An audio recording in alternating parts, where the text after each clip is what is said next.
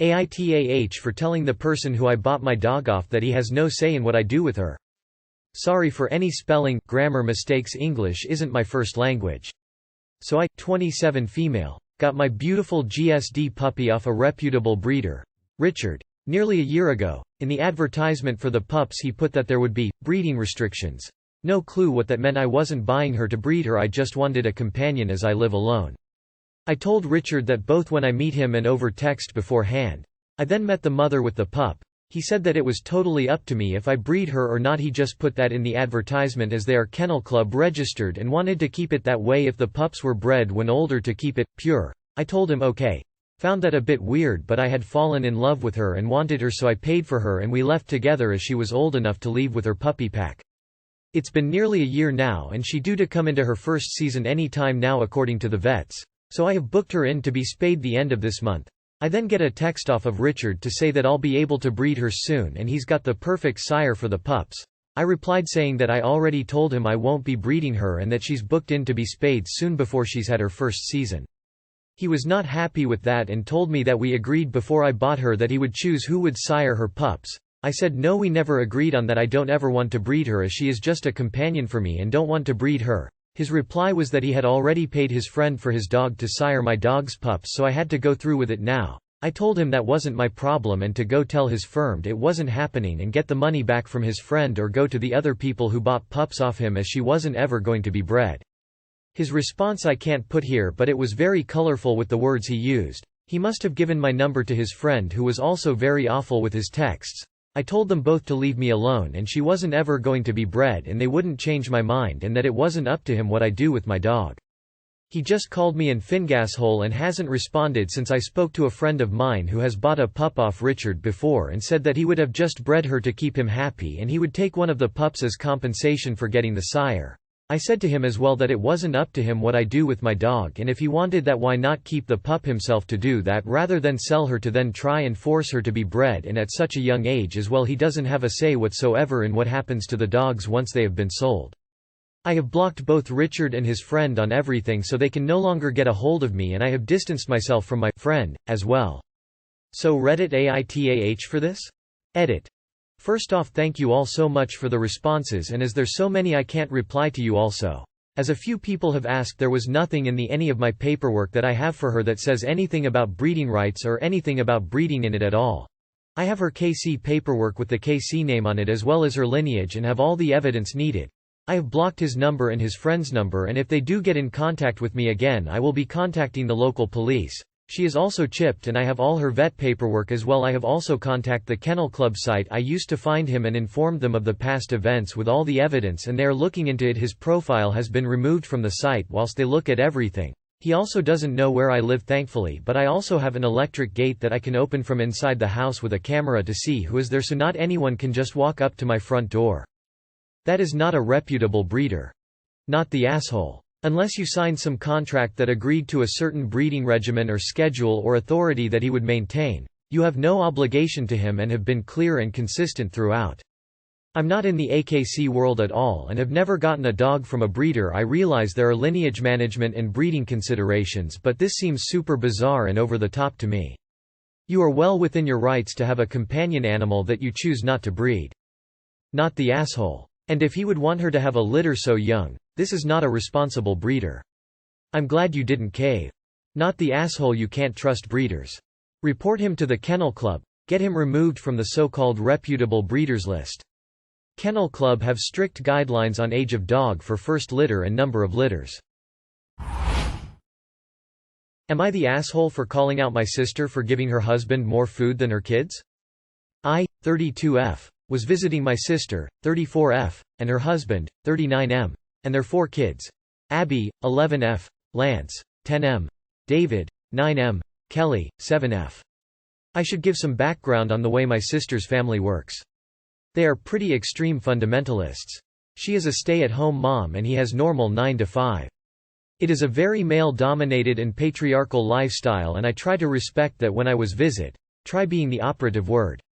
She had made a singular homemade pizza for dinner which is around the size of a Domino's large.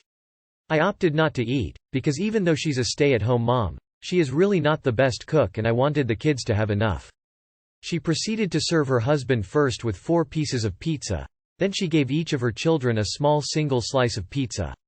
They were not allowed seconds, because obviously there were none.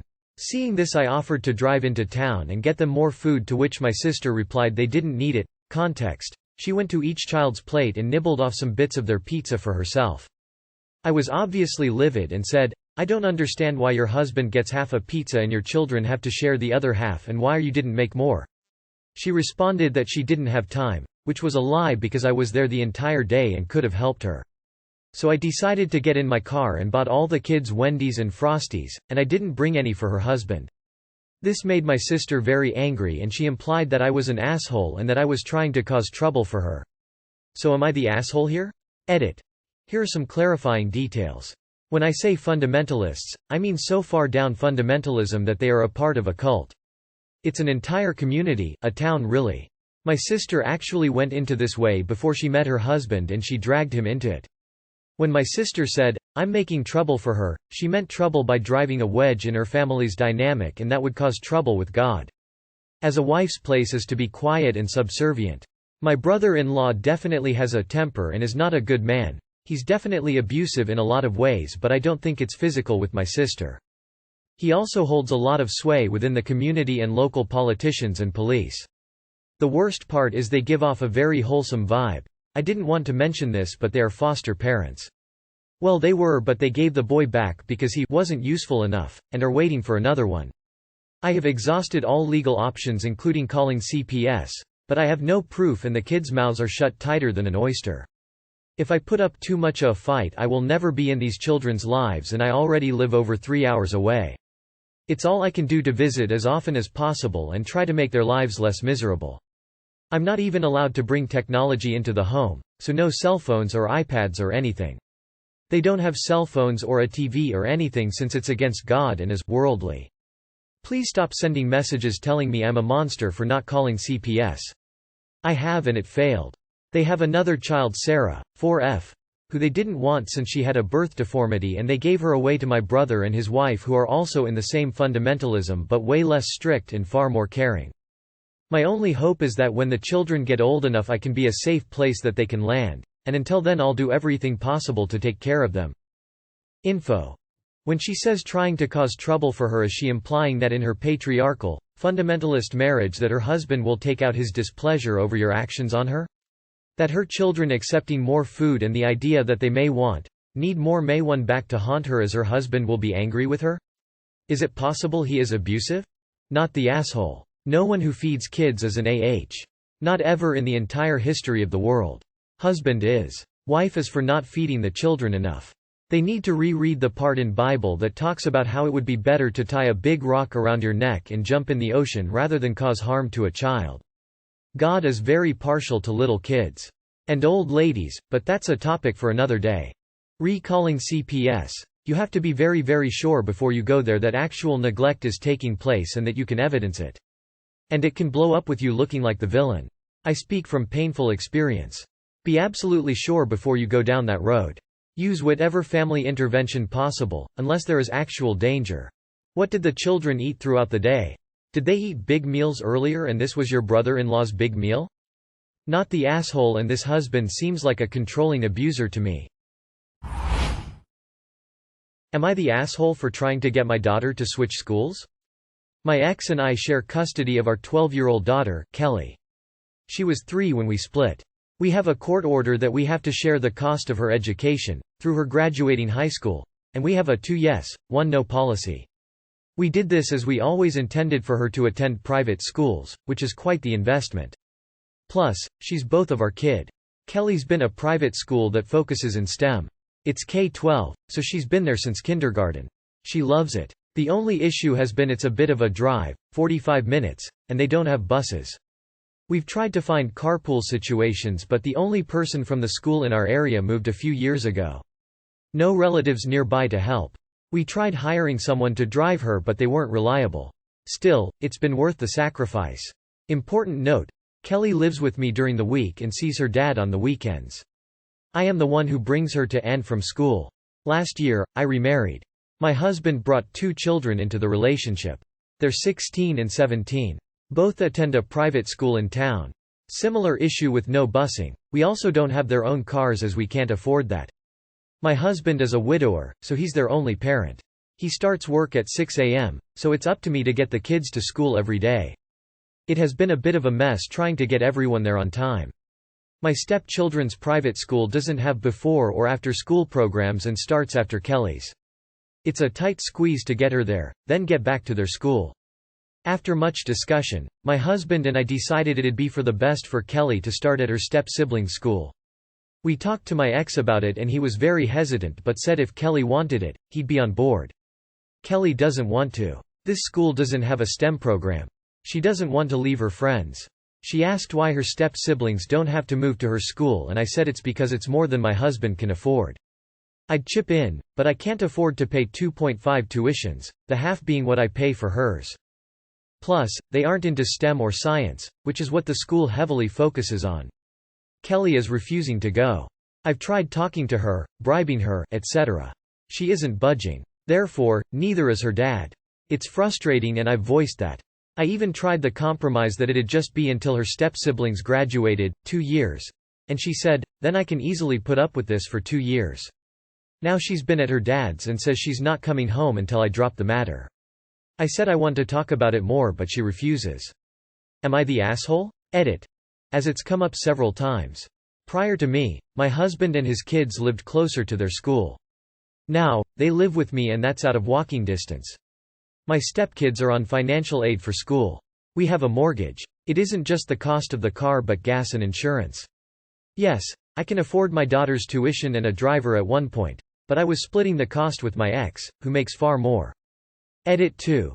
The money saved from going from 2 homes to 1 has gone to medical debt from his wife dying of cancer, plus helping me pay off my mortgage. We don't have the money. There's no public transport. No one is willing to take them. You are the asshole. You have a child who actually likes going to school, and you pull her out because of your stepchildren. Ask your husband to drive his own kids before work, instead of neglecting your own. Info: what was your husband doing before he met you? So he lived closer. Was this not figured out beforehand? Kids are 16/17, you couldn't wait 2 years to move in? Info: how did your husband's kids go to school before he married you? Why can't Kelly's father drive her to school? So he lived closer. Was this not figured out beforehand? Kids are 16/17, you couldn't wait 2 years to move in? 12 is a bad age to move schools, especially if she's currently got a good peer group at her current school. This move is not in her interests. Am I the asshole not wanting my in-laws living with us? I, 37M, live with my partner, 37F, and 2 kids.